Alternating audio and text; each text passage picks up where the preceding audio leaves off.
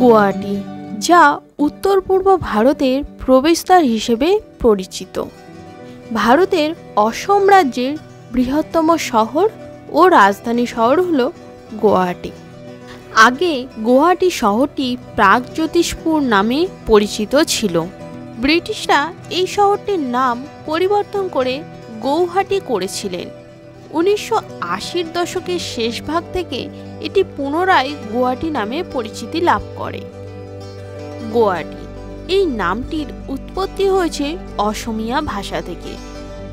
গুয়া অর্থাৎ সুপারি এবং হাট অর্থাৎ বাজার, এই দুটি শব্দ একত্রিত হয়ে গুয়াহাটি নামের সৃষ্টি হয়েছে, যার অর্থ সুপারি বা বাজারের স্থান। ব্রহ্মপুত্র নদের তীরে গড়ে ওঠা এই শহর খুবই জমজমাট। গুয়াহাটি শহরের পশ্চিমাংশে নীলাচল পর্বতে রয়েছে 51 সতীপীঠের এক পীঠ, পবিত্র কামাখ্যা মন্দির। রয়েছে ব্রহ্মপুত্র নদের মাঝে ছোট্ট ময়ূরদ্বীপে উমানন্দ মন্দির। রয়েছে বৈশিষ্ট্য মন্দির, রুদ্রেশ্বর মন্দিরের মতো বিখ্যাত মন্দিরগুলি।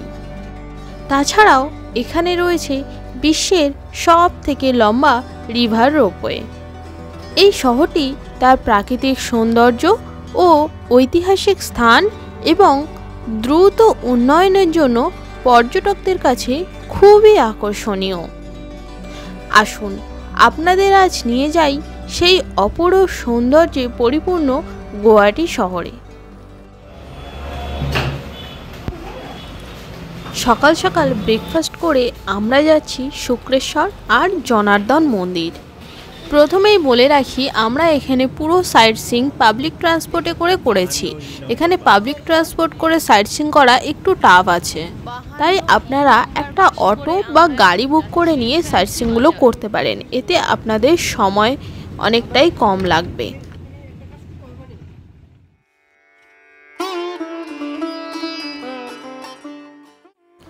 আহোম রাজা প্রমত্ত সিংহ 1744 সালে শুক্রেশ্বর মন্দির নির্মাণ করেছিলেন।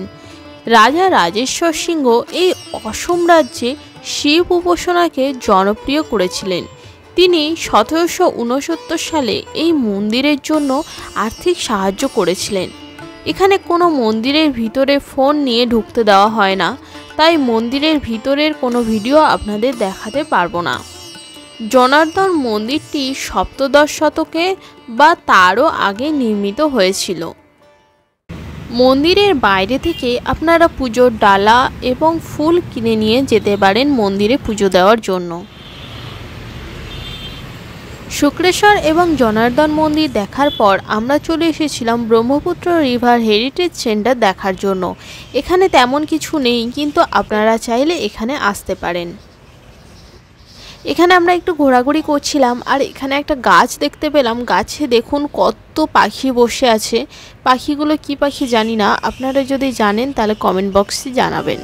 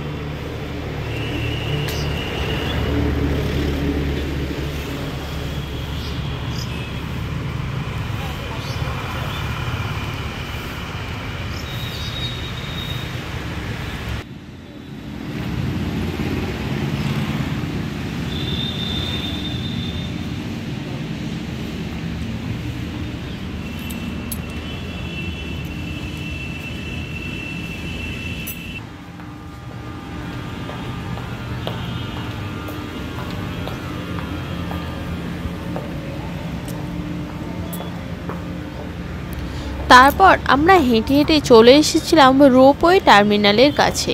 এখানে ঢোকার আগে আমরা টিকিট কেটে নিলাম, পার হেড নিল 200 টাকা।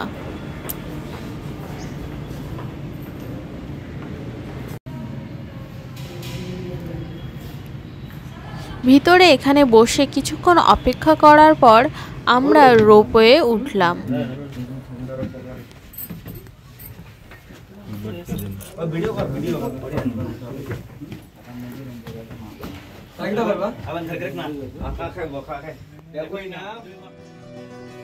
বিশ্বের দীর্ঘতম নদী রোপওয়ে হলো গুয়াহাটির এই প্যাসেঞ্জার রোপওয়ে। এই রোপওয়েটি 1.82 কিলোমিটার দীর্ঘ। এটি ব্রহ্মপুত্র রোপওয়ে নামেও পরিচিত। এই রোপওয়েটির উদ্দেশ্য গুয়াহাটি শহরকে উত্তর গুয়াহাটির সাথে সংযুক্ত করা। এটি 2020 সালের 24শে আগস্ট উদ্বোধন হয়েছিল।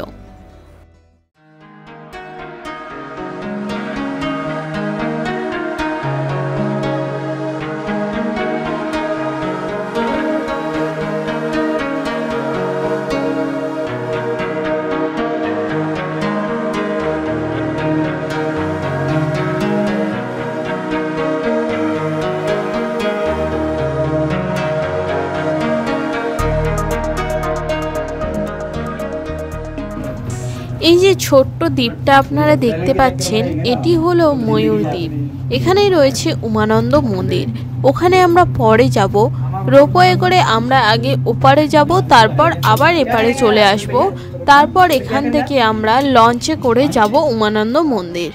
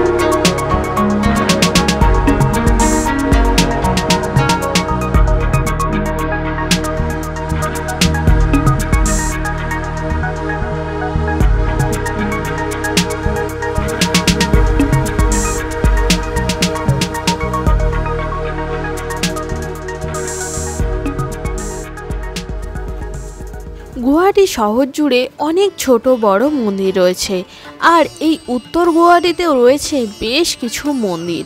আপনারা চাইলে এখানেও মন্দিরগুলো দর্শন করতে পারেন। এখান থেকে একটি অটো ভাড়া করে আপনারা এখানকার মন্দিরগুলো ঘুরে দেখতে পারেন।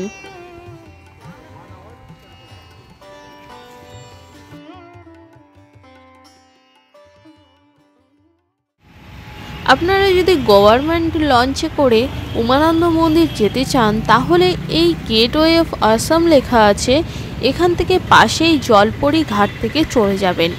এই পাশের টিকিট কাউন্টার থেকে কিন্তু টিকিট কাটবেন না, নিচে চলে যাবেন, জিজ্ঞাসা করে নেবেন যে গভর্নমেন্ট লঞ্চ কোনগুলো, সব কিছু জেনে ওখান থেকে টিকিট কেটে নেবেন।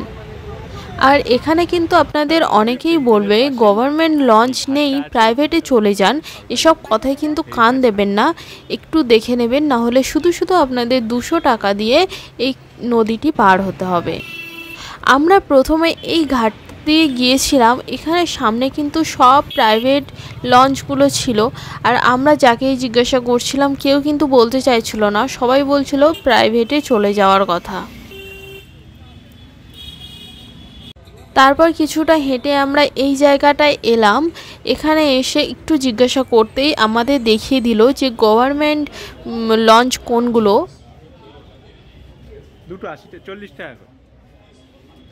এই যে টিকিট কাউন্টারটা দেখছেন, এখানে এসে আপনারা টিকিট কাটবেন। এই যে রাস্তাটা দেখাচ্ছে, এদিক দিয়েই কিন্তু আসতে হবে আপনাদের। আমরা 40 টাকা করে টিকিট কেটে নিয়েছিলাম।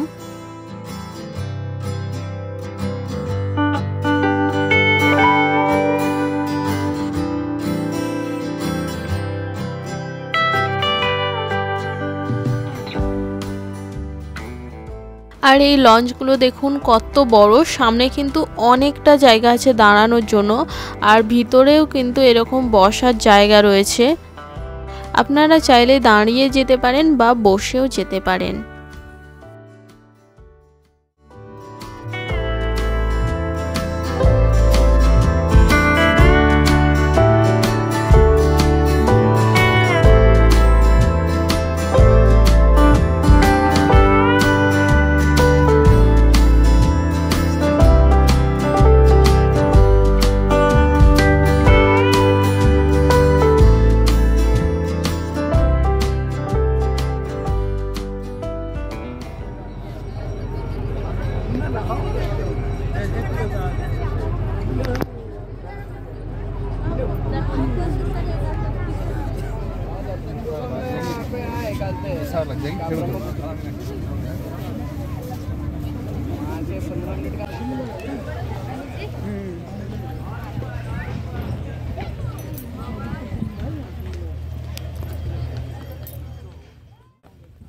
আমরা লঞ্চে করে এপারে চলে এসেছি।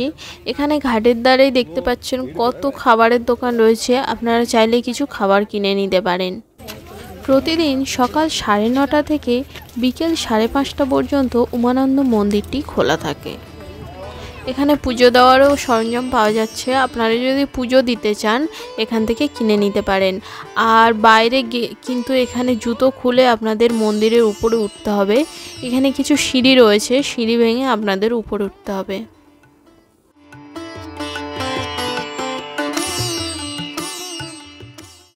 আরেকটা কথা বলে রাখি, এখানে মন্দিরে কিন্তু অনেক ভিড় হয়, প্রচুর লাইন পড়ে, তাই আপনারা হাতে কিন্তু একটু বেশি সময় নিয়ে আসবেন।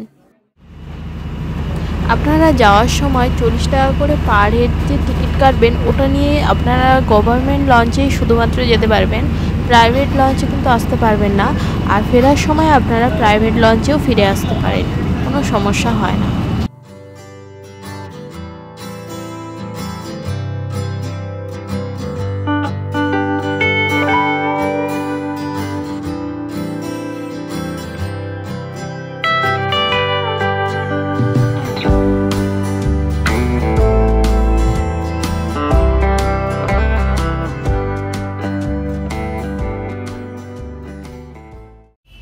তারপর আমরা ঘুরে দেখে নিয়েছিলাম নেহেরু পার্ক। এই জায়গাটা খুবই শান্তশিষ্ট আর মনোরম একটি জায়গা, আপনারা এই জায়গাটাও ঘুরতে পারেন, খুবই সুন্দর একটি জায়গা।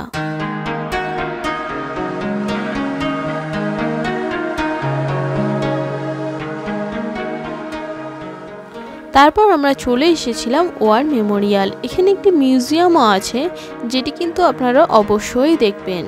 প্রথম বিশ্বযুদ্ধ, দ্বিতীয় বিশ্বযুদ্ধ এবং 1962 সালে চীন ভারত যুদ্ধ সহ বিভিন্ন যুদ্ধ ও সংঘাতে প্রাণ উৎসর্গকারী আসামের সাহসী সৈন্যদের সম্মান জানাতে তাদেরই কিছু স্মৃতিস্তম্ভ এখানে নির্মাণ করা আছে। আমাদের নাগরিকদের মধ্যে আত্মিকতা, উচ্চ নৈতিক মূল্যবোধ, ত্যাগ এবং জাতীয় গর্বের অনুভূতিকে শক্তিশালী করার জন্য এই ওয়ার মেমোরিয়াল তৈরি করা হয়েছে।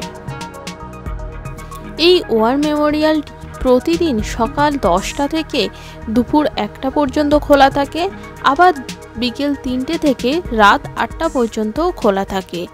আর মঙ্গলবার এই ওয়ার মেমোরিয়ালটি বন্ধ থাকে।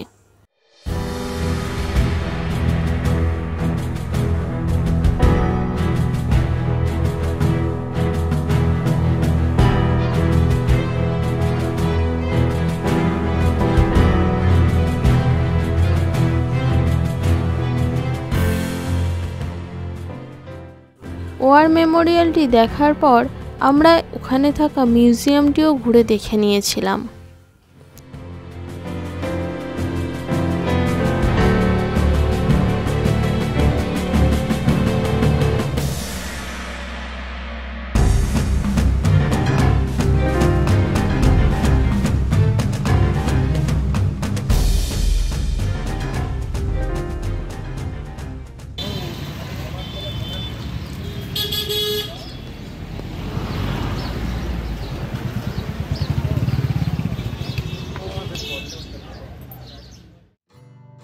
তারপর আমরা ঘুরে দেখে নিয়েছিলাম গুয়াহাটি প্ল্যানেটোরিয়াম।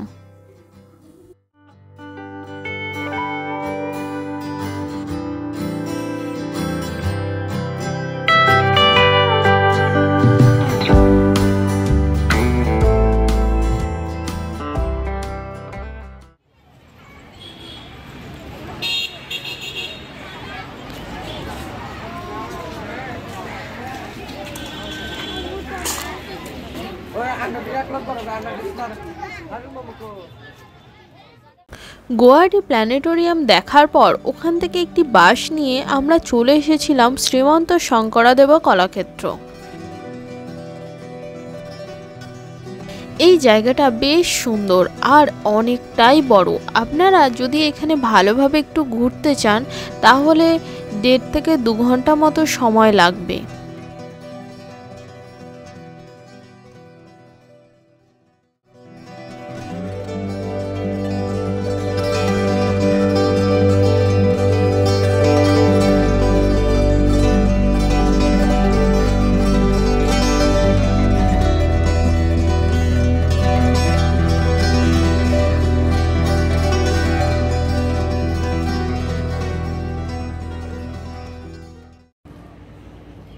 এটি একটি গুরুত্বপূর্ণ সাংস্কৃতিক কেন্দ্র, যেখানে আপনারা আসাম এবং উত্তর পূর্ব ভারতের সমৃদ্ধ শৈল্পিক ও সাংস্কৃতিক ঐতিহ্য সম্পর্কে অভিজ্ঞতা অর্জন করতে পারবেন। ঐতিহ্যবাহী কারুশিল্প এবং শিল্প থেকে শুরু করে সঙ্গীত, নৃত্য, সাহিত্য পর্যন্ত এই অঞ্চলের বৈচিত্র্যময় ঐতিহ্যের একটি স্থান।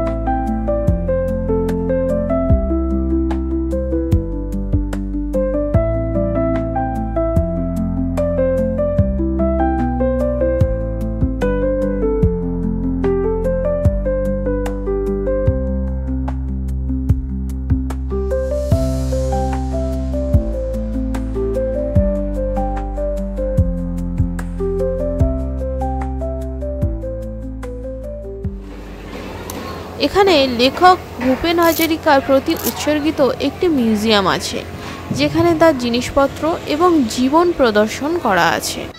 এখানে ভিতরে ভিডিও অ্যালাউ নয়, তাই আপনাদের দেখাতে পারলাম না। এখানে বাচ্চাদের জন্য একটি পার্কও রয়েছে।